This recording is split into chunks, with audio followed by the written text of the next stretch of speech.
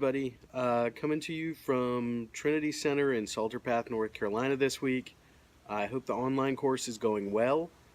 This week, on February 19th, by 11:59 p.m., you have your modules 4 and 5 quiz due.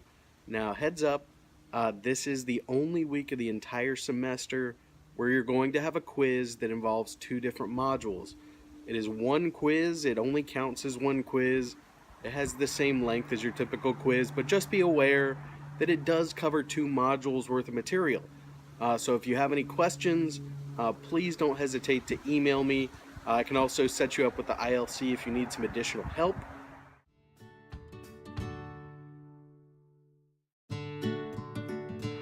Hey everybody, your extra credit opportunities did have a due date, but any extra credit this semester can be completed at any time. I have removed due dates from only the extra credit opportunities, so no extensions on quizzes, no extensions on tests, but do take your time and really enjoy the extra credit opportunities that are in the extra credit assignments tab on Blackboard.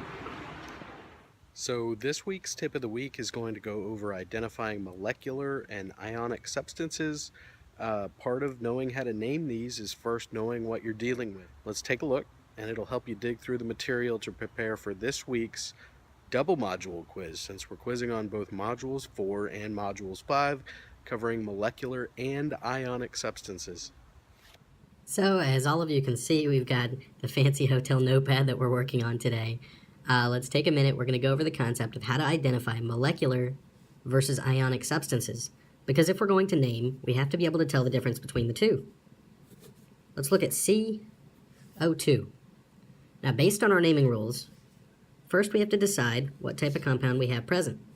Well, carbon is a nonmetal. And if you look at oxygen, oxygen is also a nonmetal. If you look at the periodic table, which is shaped roughly like this, where hydrogen's up in this corner, and your noble gases are over here, then carbon is going to show up around there, oxygen is going to show up around there. You've got a little stair step here. Anything that's in this upper right corner, and H, let's not forget about H over here, represent nonmetals. If you have a compound like CO2 that only contains these nonmetals, then you have a molecular compound. And that means when we start to name it, we're going to use prefixes, because molecular naming uses prefixes. That's why it's so important to tell the difference between the two. Let's work a quick second example of this, still deciding, do we have molecular or do we have ionic? Only this time, we'll look at NaCl. We have to break it down by element.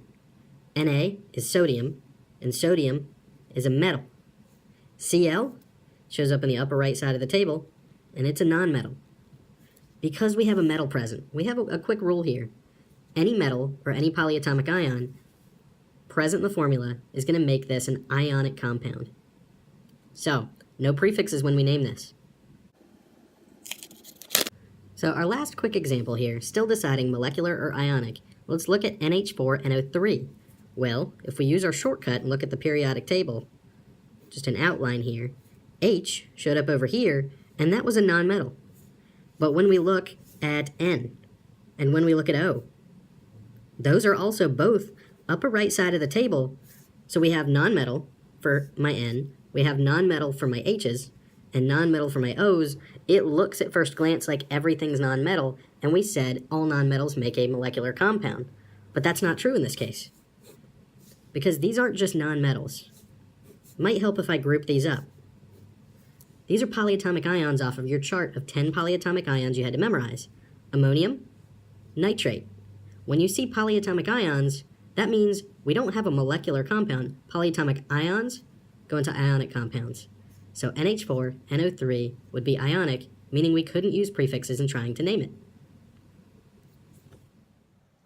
I realize this is a lot of material for this quiz, so it's easy to feel like you might be getting behind a little bit, but try to break it down to basics.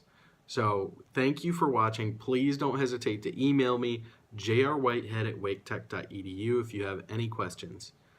Thank you.